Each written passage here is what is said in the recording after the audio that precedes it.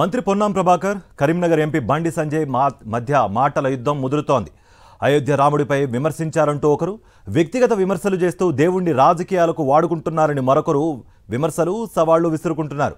ఇంతకీ ఎంపీ బండి సంజయ్ ఏమన్నారు?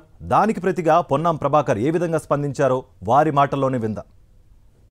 అయోధ్యలో పుట్టిన గ్యారెంటీ ఏంది, అక్కడనే పుట్టిన గ్యారెంటీ ఏంది అని మీరు ప్రశ్నిస్తే మేము భరించాలి. మరి రాముని అవమానపరిస్తే, మరి రాముని జన్మస్థలాన్ని, మరి రాముని చరిత్రను కించపరిస్తే మేము భరించాలా? ఇది ఎవడన్నాడో వాడిని చెప్పంచుకొని కొట్టు ఫస్ట్. దమ్ముంటే ఇప్పుడు అడుగుతున్నా, ఎవరైతే ప్రశ్నించారో అసలు వాళ్ళ అమ్మకుంటే గ్యారెంటీ ఏంది?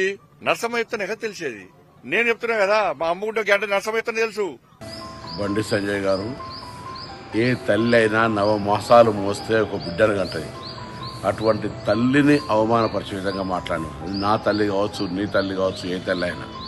పైగా బతుకున్న నా తల్లిని ఆత్మక్షోభిస్తుందని మాట్లాడుతున్నాను. నేను రాజకీయ లబ్ధి అంటున్నాను. ఆ వీడియో చూస్తే మీ తల్లి అని స్పష్టంగా చెప్పిన తర్వాత కూడా నేను ప్రశాంతంగా ఇది మంచిది కాదు అని చెప్తే కూడా మళ్ళీ హుస్నాబాద్ చౌరస్తాలో నా తల్లి ఆత్మక్షోభిస్తుందని మాట్లాడతావా? నేను ఇవాళ చెప్తున్నా, మళ్ళా రాముని జన్మ గురించి మాట్లాడుంటే నేను సజీవ దహనానికి సిద్ధం.